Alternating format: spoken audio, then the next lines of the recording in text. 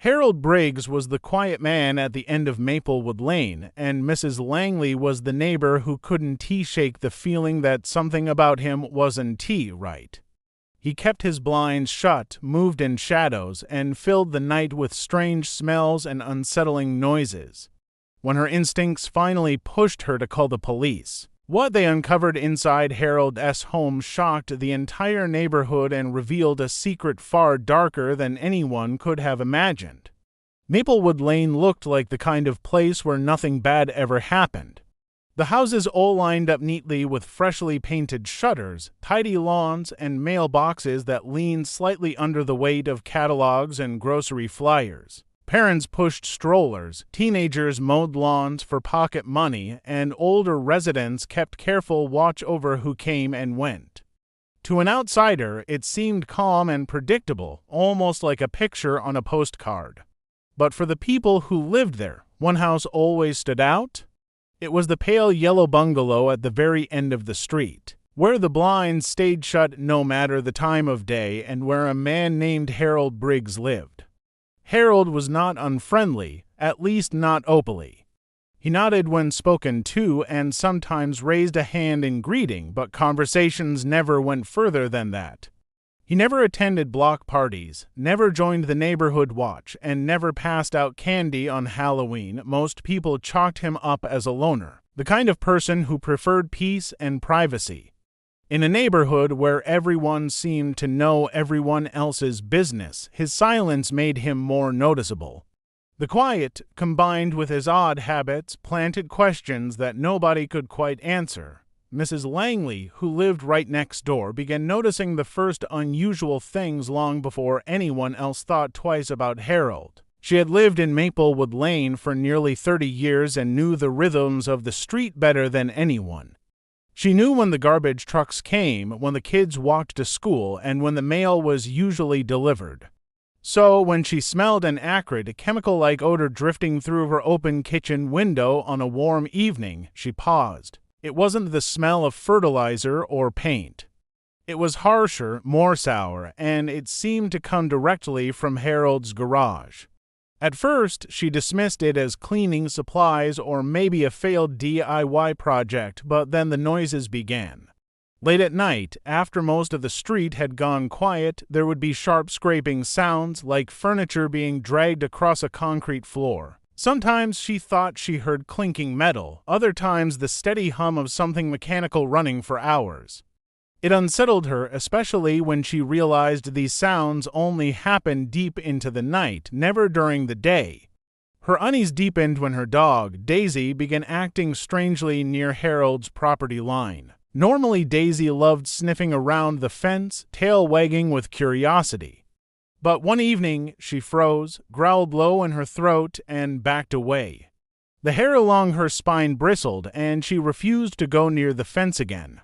Animals, Mrs. Langley told herself, often sensed things that humans overlooked. It was a small sign, but it added weight to the unease she already felt. Other neighbors had their own small stories. The teenager across the street swore he saw Harold carrying buckets into his basement at 2 a.m. Another neighbor mentioned that Harold never put trash out on collection day, though everyone knew he lived alone and surely produced some garbage. These details floated around in quiet conversations at the mailbox and whispered exchanges during afternoon walks. No one had proof of anything, but each strange piece stacked on the last until curiosity started turning into worrying. Mrs. Langley couldn't ignore it any longer when the smell grew stronger. It clung to her clothes when she worked in her garden, and sometimes it drifted into her living room, faint but sharp enough to sting her nose. She considered speaking to Harold directly, but something about the thought made her uneasy. The more she thought about his withdrawn manner, his tightly shut blinds, and the odd behavior surrounding his home, the more she convinced herself it wasn't safe to go knocking on his door. Instead, she decided the police needed to know. It wasn't an emergency, she reminded herself as she made the call. It was just a welfare check, just to be safe.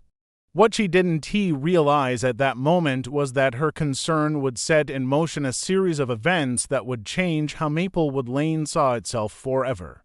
When the officers arrived for the welfare check, they expected a routine call. The dispatcher had logged it as a neighbor worried about strange smells and noises, nothing urgent. On a street like Maplewood Lane, most calls turned out to be misunderstandings, a forgotten bag of trash, a faulty air conditioner, or someone working late on a home project. But as the patrol car rolled to a stop in front of Harold Briggs' pale yellow bungalow, the quiet felt heavier than usual. Curtains hung stiff over the windows, no light seeped through the cracks, and the air outside carried the faint but unpleasant odor Mrs. Langley had described. They knocked on the door, and after a long pause, Harold appeared. His expression was neutral, though his eyes darted quickly between the officers and the street behind them. He was polite enough, greeting them with a tight smile, but his body language spoke differently. One officer noticed how tightly his hand gripped the edge of the doorframe, knuckles pale against the wood. His shoulders tensed as though every muscle was braced for something. When they explained they were there because of a neighbor's concern, Harold forced a laugh that didn't quite sound natural. He said the smell came from a little project he was working on in his garage, nothing serious. He mentioned cleaning products, paints, and old wood that had been sitting too long. To anyone else, his explanation might have sounded reasonable, but to officers trained to read people, the story felt too rushed to rehearsed. They asked if they could take a look around, but Harold quickly declined. He reminded them he had a right to privacy and insisted he had nothing to hide. The refusal wasn't unusual. People had every right to deny entry without a warrant, but the swiftness of it raised red flags. As the conversation went on, Harold kept glancing past the officers, eyes fixed on his driveway as if expecting someone else to show up. The encounter ended without incident. The officers left, filing it away as a call that needed more eyes on it later. Still, one of them noted in his report that Harold's behavior was evasive and that the property carried an unusual odor. It was enough to mark the case for potential follow-up, though at that point, no one could guess how serious things might become. Just a few days later, a second call came in from Mrs. Langley. This time, she reported seeing Harold outside in the early hours of the morning. She had woken to let Daisy out and spotted him dragging several large black bags into his basement. The image lingered with her, the way he looked over his shoulder before disappearing through the door, the effort it seemed to take as he moved the bags. That detail, combined with the first visit, changed the tone for investigators. Soon, a small team began discreetly watching the bungalow. They parked unmarked cars down the street, noted when lights flickered on and off, and tracked the pattern of Harold's movements. They wrote down when he left, when he returned, and when the odd noises began again. What had started as a simple welfare check was slowly building into something more.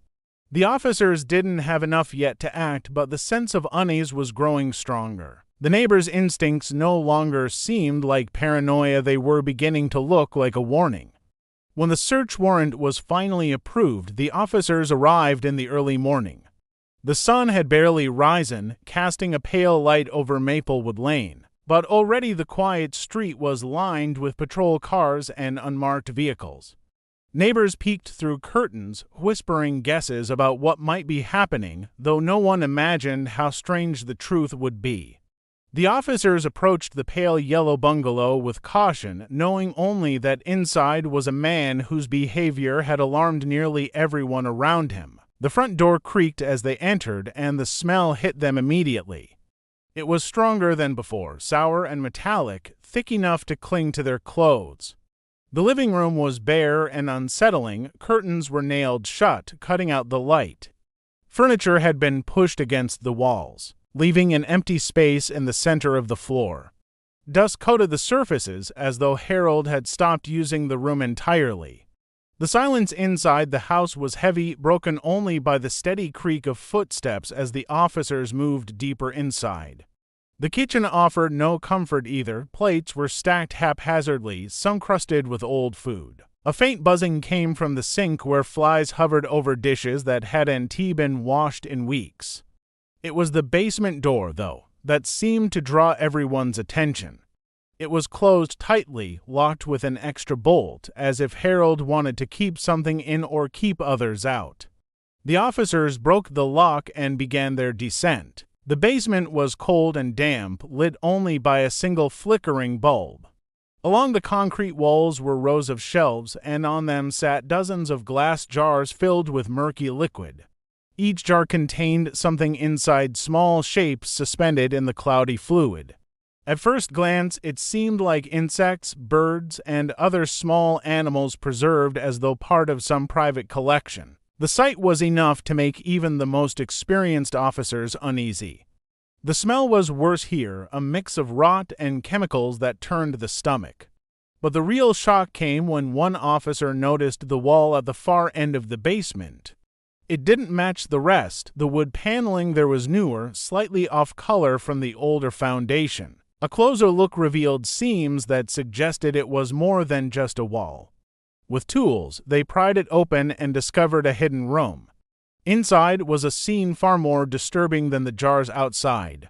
The secret space was carefully organized. On one side were stacks of notebooks filled with sketches and handwritten notes. The drawings were detailed, unsettling in their precision, showing animals dissected and labeled.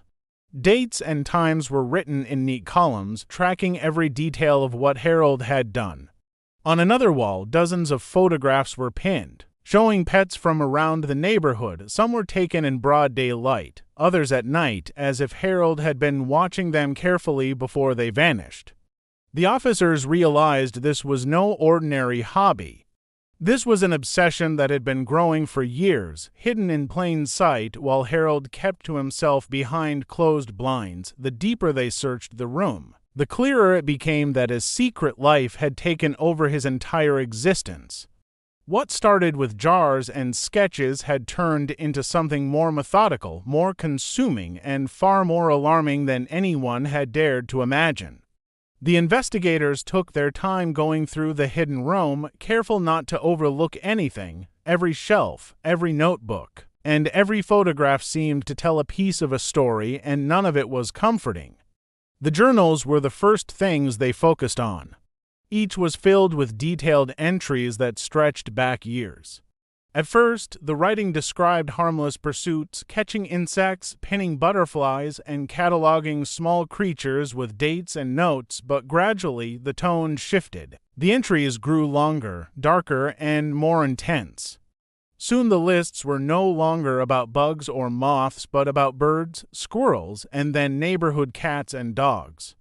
The records even included drawings of where he had found them, what methods he used to capture them, and how he preserved their remains afterward. What stood out most was the cold, clinical way Harold wrote. He referred to the animals not as pets or living creatures, but as subjects and specimens. Each one was numbered, categorized, and cross-referenced with photographs or sketches. It was the kind of documentation that suggested not a random act of cruelty, but a deliberate, methodical process that gave him a sense of control. The officers began to understand that this was not just a pastime, it was an obsession that had taken root and grown deeper over time. The photographs on the wall added another layer of unease. Many were clearly taken without the owner's knowledge. Families were pictured playing with their pets in backyards, children holding kittens, or dogs running freely on the grass. Some images were circled or marked with notes about times and locations, almost like surveillance logs. It was disturbing to realize Harold had been quietly watching the people who lived just a few doors down. To them, he was the quiet man with drawn blinds, but in his notebooks, they were part of a system he had created for himself. The investigators debated what this all meant. On paper, there was no evidence Harold had hurt anyone. His focus seemed to remain on animals, and yet the escalation was undeniable.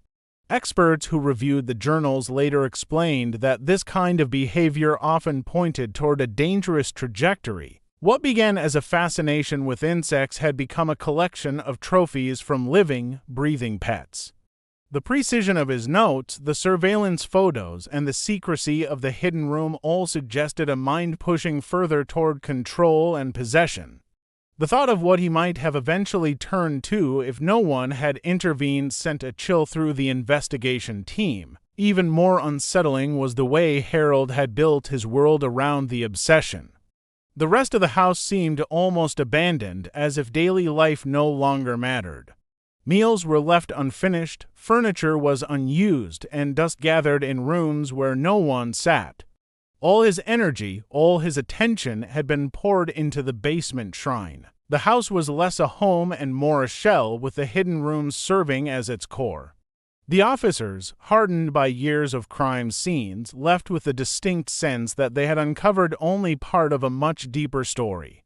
News of what had been discovered inside Harold Briggs's home spread quickly through Maplewood Lane. At first, neighbors gathered in small groups, whispering on porches and sidewalks, trying to make sense of it all. People who had once waved politely at Harold or passed his house without a second thought now found themselves staring at the pale yellow bungalow with a mixture of shock and disbelief. It was difficult to accept that someone who lived so close, someone they had all seen nearly every day, had been hiding something so dark beneath the surface. For families with children, the discovery was especially unsettling.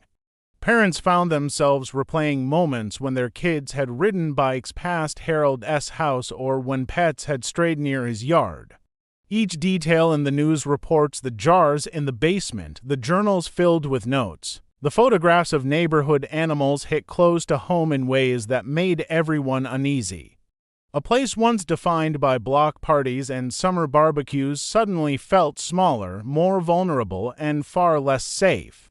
Harold was arrested and charged with animal cruelty, unlawful possession of biological materials, and several related offenses. While investigators couldn't link him to crimes beyond what had been found in his home, the potential for escalation weighed heavily on both law enforcement and the community. Experts explained that his obsession had followed a clear pattern of growth, moving step by step from insects to neighborhood pets. Many residents shuddered to think about what the next step might have been if no one had intervened. For Mrs. Langley, the experience left her both relieved and shaken. She was praised for following her instincts, for speaking up when others might have stayed quiet.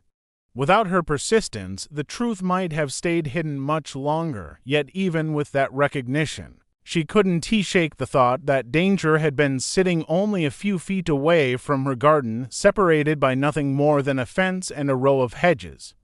The sounds, the smells, and her dog's uneasy behavior had all been warnings. She realized now how important it was to pay attention to such details, even when they seemed small.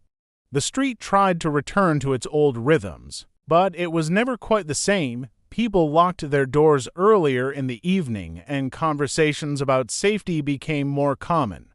Parents kept a closer eye on their children, and neighbors who once assumed quiet people were simply private now looked more closely at the signs around them. The sense of easy trust that had once defined Maplewood Lane was gone, replaced by a sharper awareness that darkness can sometimes hide behind the neatest blinds and most ordinary facades.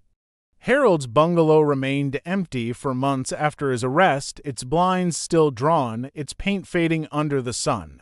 Some neighbors hoped it would eventually be torn down, while others simply avoided looking at it as they walked by. The house stood as a reminder of how easily danger could hide in plain sight, and how one worried neighbor's voice had been the key to revealing a terrifying secret that changed the street forever.